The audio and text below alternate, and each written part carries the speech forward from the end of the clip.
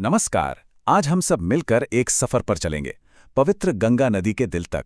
हम ये जानने की कोशिश करेंगे कि हमारे पवित्र ग्रंथ गंगा के आध्यात्मिक महत्व और उससे जुड़े अनुष्ठानों के बारे में हमें क्या सिखाते हैं। तो ये सिर्फ एक नदी की कहानी नहीं है, ये आस्था और शुद्धि की एक गहरी खोज है। और हमारे इस सफर की नींव रखी है श्री सुरेशानंद जी के इस गहरे विचार ने। ये एक लाइन असल में हमारी पूरी बातचीत का सार है। ये हमें याद दिलाता है कि गंगा का महत्व सिर्फ शरीर की सफाई तक नहीं है, बल्कि ये तो आध्यात्मिक शुद्धि का, आत्मा की सफाई का एक बहुत बड़ा प्रतीक है। तो यहीं से एक बड़ा दिलचस्प सवाल उठता है, क्या गंगा स्नान का पुण्य कमाने के लिए गंगा के तट पर होना ही पड़ेगा, या फिर हमारे प्राचीन ज्ञान में कोई और रास्ता भी बताया गया है?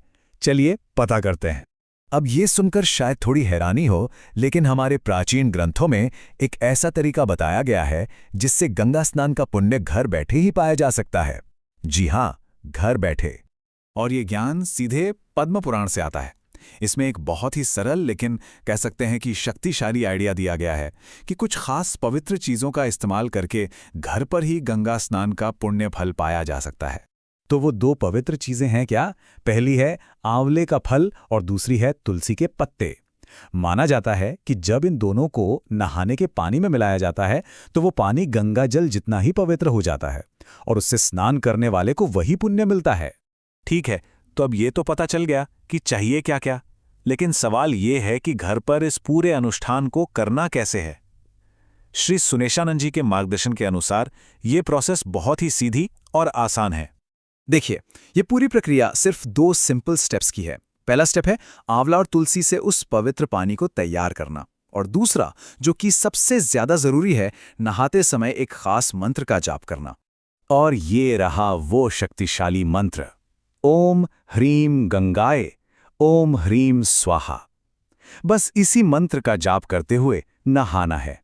यही वो चीज है जो एक साधारण स्नान को एक पवित्र अनुष्ठान में बदल देती है और आध्यात्मिक लाभ दिलाती है। तो घर पे गंगा स्नान का पुण्य कैसे लें ये तो हमने समझ लिया, लेकिन जब कोई सच में गंगा नदी के किनारे हो तब क्या?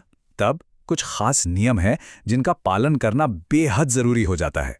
देखिए, नदी की पवित्रता को बनाए रखना सबसे ऊपर है, इसीलिए कुछ काम वहां करने की सख्त मनाही है, जैसे कि मैले कपड़े धोना, साबुन लगाना, घर का कोई भी कचरा जैसे पुराने फूल या पूजा की राख नदी में डालना या फिर कुल्ला करना। इन सब कामों को नदी का अपमान माना जाता है। तो अब इन सारे नियमों और अनुष्ठानों को देखकर मन में एक सवाल आता है कि आखिर इन सब के पीछे का मेन आइडिया क्या है? बात आखिर है किस बारे में? शरीर की सफाई के बारे में या आत्मा की शुद्धि के बारे में? और यहीं पे हमें गंगा का असली मकसद समझ आता है। इसका लेना देना आत्मा से है, पापों को धोने से है। शरीर की बाहरी गंदगी या मैल धोने से इसका कोई वास्ता नहीं है। और ये एक बहुत ही गहरा फर्क है जिसे समझना जरूरी है। तो आखिर में बात घूम फिरकर एक ही जगह आती है। ये सारे अनुष्ठान, चाहे वो घर पर हों या नदी किनारे, सिर्फ बाहरी साफ सफाई के लिए नहीं है। इनका असली मकसद है आंतरिक शुद्धि, मतलब आत्मा की पवित्रता। ये हमें याद दिलाता है कि असली सफाई तो अंदर से शुरू होती है। और ये हमें एक बहुत ज़रूरी सवाल पर लाकर छोड़ देता है। ये जो हमारी प्राचीन शिक्षाएं हैं, ये आज के समय में हमारी पवित्र जगहों जैसे हमारी नदियों के प्रति हमारी क्या जिम्मेदारियां तय करती हैं। ये सिर्फ रीति रिवाज नहीं है, बल्कि